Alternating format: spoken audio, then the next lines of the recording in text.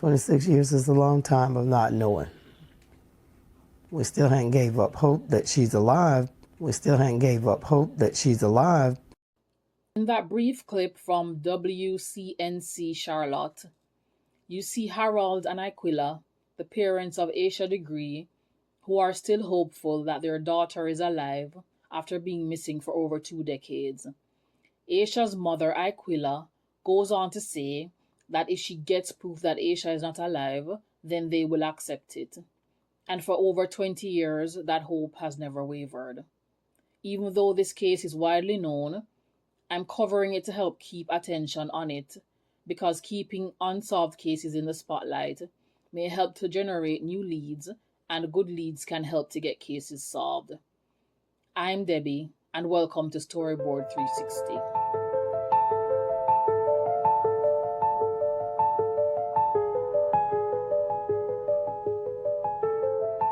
Today, I will be covering the case of 9-year-old Asha Degree, who went missing 26 years ago on Monday, February 14, 2000.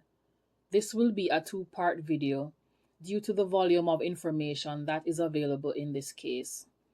The Cleveland County Sheriff's Office is the primary agency investigating Asha's disappearance, and they are being assisted by the FBI and North Carolina State Bureau of Investigation. All sources are listed in the description of this video, with some images and maps being sourced from oddstops.com and charlotteobserver.com. As we go through this case, I encourage you to pay close attention because you will see why multiple discoveries raise a lot of unanswered questions. Asha Jaquilla Degree was born on August 5, 1990, and lived with her parents Harold and Aquila and her brother O'Brien, who was 11 months older than her. At the time, the Degree family lived in a 2-bedroom apartment, which was part of a duplex located in the rural section of Shelby, North Carolina, at 3404 Oakcrest Drive. Asha was a happy child, and although she was described as shy, she made friends easily. She loved sports and she played basketball and baseball. It is reported that Asha's brother O'Brien also played sports, and they had a very close relationship, so much so that when Asha was in the 4th grade, O'Brien would walk her to class each day. Asha attended the Falston Elementary School, where she proved to be a dedicated student who maintained good grades and was active in sports. She played on her school's basketball team as one of its key players. According to reports, Asha's parents, Aquila and Harold, highly prioritized school, family, and church, values that shaped the household environment she grew up in. Asha was described as quite sheltered to the extent where the family did not have a computer or cell phones in the home. Even though the Degree children were sheltered, they had close relationships with several relatives who lived close by. Relatives of the Degrees lived across the street or within walking distance. On Friday, February 11th, Asha and O'Brien spent the day at an aunt's house while their parents worked. So basically, Asha and O'Brien had a day off from school, but their parents had to work, so they stayed with their aunt at that time. And on Saturday, February 12th, Asha attended a sleepover at her cousin's house. 2 days before Asha disappeared, she was playing with her school's basketball team when she had to sit out of the game at a certain point due to personal fouls. Asha's basketball team then experienced their first loss of that season, and Asha was almost inconsolable as she was a key player. The team lost by 1 point, and it is believed that the team lost due to Asha fouling out. Based on reports, this incident, which occurred on Saturday, February 12, 2000, left Asha upset and crying as she was very competitive. Asha's reaction to the loss led to her being comforted by her mother and teammates. Based on information from storiesoftheunsolved.com, Sunday, February 13, 2000, play out as usual, with Asha and O'Brien attending church and Harold leaving later that day for the night shift. Although Aquila stated that the loss of the basketball game was crushing for her daughter, Asha seemed to have bounced back by Sunday. The Degree siblings shared a room, and by 8 p.m. they were in their own beds for the night. Shortly after, there was a power cut, but the electricity was restored at 12:30 a.m. on Monday, February 14, 2000, a few hours before Asha would disappear from the home. Soon after the power was restored, Harold returned home after finishing his shift, and his first check of the children found them asleep in their beds. When Harold made a second check at 2:30 a.m., everything remained the same. It has been reported that at some point, Harold went out to get Valentine's Day candy, likely before 1 a.m. Not too long after this, in the early morning hours on Monday, February 14, 2000, O'Brien woke up when he noticed that his sister had gone to the bathroom, and then he heard his sister's bed squeak. He believed she was simply tossing and turning. At the time, Asha's family was completely unaware that 9-year-old Asha had gotten up, dressed herself, and took her black backpack, which she had already packed with her clothes and other personal possessions. The day Asha walked out of her home also happened to be Valentine's Day and her parents' 12th anniversary.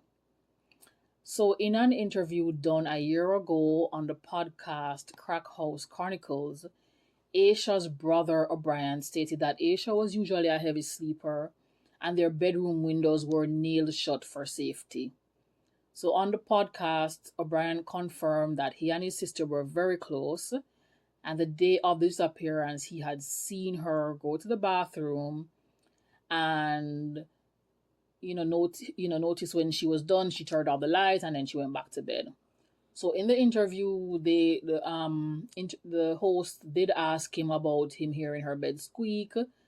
I don't think he confirmed that, but I'm just leaving this in to my report because sometimes he's doing this interview a year ago, and I'm not sure what the police interview with him would have looked like 26 years ago. So not saying that that the first report of him hearing her bed squeak isn't true. It's just that I'm just leaving it in there because that might be the original report. I'm not sure, but I'm just telling you what he said on the podcast, that he saw her go to the bathroom and then she came out, turned off the light, and went to bed. And he also said that his bed was closer to the light switch and her bed was against another wall. So usually if he heard her wake up, he would turn on the light and ask her if she was okay. He also confirmed that they were close to the relatives that they had in the area, that they had, like, their grandma lived across the street, and they had a lot of cousins in the area, and their cousins were like their built-in friends. O'Brien also shared that in the mornings they used to go to the bus stop across from their grandmother's house to wait for the bus because their parents would go to work, so they would just go to that bus stop that was close to their grandmother's house. So while sources agree that Asha's mom was the first to discover that she was missing, the timing of events differs somewhat across sources. So between 6 to 6:30 a.m., Aquila went to the children's room to wake them up and discovered that Asha was not in her bed. After searching the house and finding it locked with no signs of a break-in, Aquila and Harold contacted family members who lived in the area. Aquila called Asha's grandmother, who resided across the street, and she also called her sister-in-law and mother-in-law, but Asha was nowhere to be found. Aquila then went along the street calling for Asha and asking neighbors if they had seen her. Then about 6:30 a.m., 911 was called. While some accounts identify Aquila as the caller, and others suggest Harold made the call after being handed the phone, reporting generally indicates that Harold was the one who placed the call to 911. Investigators reported that at the time of her disappearance, Asha may have been wearing a white shirt, white jeans, white tennis shoes, and carrying her black backpack. It is also possible that she was carrying her black Tweety Bird purse.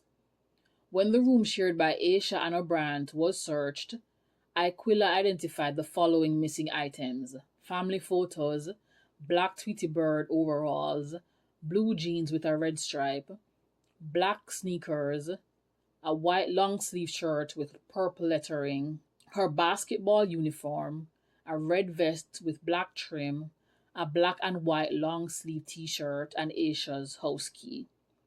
So I just also want to explain that Asha had her own house key because sometimes they would have to let themselves in. She and her brother would have to let themselves in if their parents were still at work.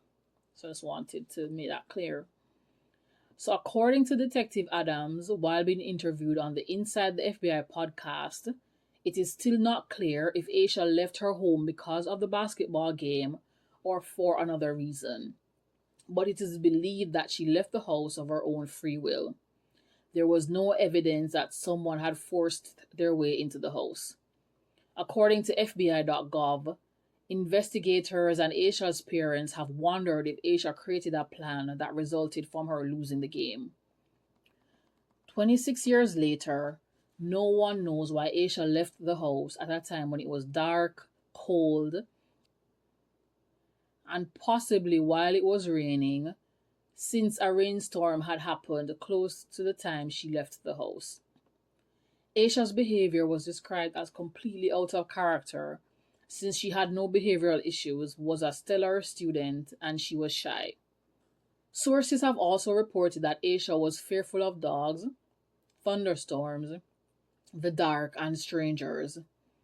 In the 26 years that Asha has been missing, no evidence has been found suggesting that she planned to meet someone that night. Although Asha was never seen again by her family, multiple reports from motorists described a young girl matching her description walking alone along a highway on Monday, February 14, 2000. According to CNN.com, these statements by witnesses were deemed to be reliable by investigators. Investigators took the reports seriously, including conducting follow-up searches and interviews based on them. It is assumed that based on descriptions that were provided, that the missing girl was last seen on Highway 18, which is parallel to Oak Crest Drive in Shelby, North Carolina, where the Degree family lived. The Degree home was about 1.5 miles from the part of Highway 18 where Asha was last seen walking. To be clear, the individuals who reported that they had seen a young girl walking alone along Highway 18 in the early hours of the morning did not contact the police at that time. The reports were made later the same day on Monday, February 14, or a couple days after these individuals saw news coverage of Asha's disappearance or just heard that she had disappeared. One of the witnesses, Jeff Roop, a truck driver, provided statements at about 3:30 to 4 a.m. He observed a young girl with pigtails walking along the highway with a book bag in a little dress and white sneakers. Based on reporting in a Charlotte Observer newspaper article dated February 17, 2000, and I quote, I'll be reading directly from the article, a Cleveland County truck driver on his regular delivery route spotted a young girl walking south on NC-18 around 4 a.m. Monday. Thinking it was strange, Jeff Roop turned around the 10-wheeler he drives for the Sun Drop Bottling Company. No easy task on the winding 2-lane road. "I seen a little girl walking down the road with her book bag," Roop said Wednesday. He now believes she was 9-year-old Asha Degree, who vanished from her Shelby home that morning. She had on a little dress and white tennis shoes, and her hair was in pigtails. Roop grew concerned. "I went back, but she never did look up at me," Roop said. "She looked like she knew where she was going. She was walking at a pretty good pace." According to oddstops.com, on February 15th, Jeff Roop was brought back by investigators to the location where he last saw Asha, and he identified a spot that was in the vicinity of land owned by the Turner family. This would solidify Roop's statement, as the Turner property would become a crucial part of the story about Asha's disappearance and will be discussed later in the video. In other reporting, Roop had stated that he had turned his truck around 3 times, which probably spooked Asha, who either ran or walked off into the woods and was not seen by Roop again. It must be noted that there are different reports on what Asha might have been wearing when she left the house. Earlier, I mentioned that investigators believe that she may have been wearing a white shirt, white jeans, and white tennis shoes, but Roop reported that the young girl he saw that morning on the highway was wearing a little dress and white sneakers. Some reports have stated that she was wearing a white dress, but reports agree that Asha had no winter clothes even though she left during a cold period of the year. It is important to note that there have been different reports outlining that Asha wore a white night dress or night shirt with red trim and a teddy bear design to bed. A second witness report was made by trucker Roy Blanton Sr. Roy Blanton Sr.'s son, Roy Blanton Jr., was also present at the time. According to Blanton Sr., he saw who he thought at the time was a woman escaping a domestic violence situation. This sighting was about 4:15 a.m., where Highway 18 intersected Highway 180 and approximately 1.5 miles from Asha's house. According to the Carolina Crime Podcast, this area where both highways intersected was closer to town, but very rural with a few houses, golf courses, and gas stations. Carolina Crime Podcast goes on to say that the uninhabited areas are heavily wooded. Blanton Sr. did not want this individual to get hit, so he used his radio to alert other truck drivers. Later that day, Roy Blanton Sr.'s wife let him know what happened to Asha, and the next day, Blanton Sr. reported what he had seen at the Search Command Center. The Charlotte Observer has confirmed that Blanton Sr. told a detective that the person he and his son saw was wearing a dress. For investigators, it would seem that Asha left her home without help with the intention of heading into the city area of Shelby, but then met with foul play on the way to her destination. After the 911 call was placed to report Asha missing, investigators promptly showed up to the Degree home.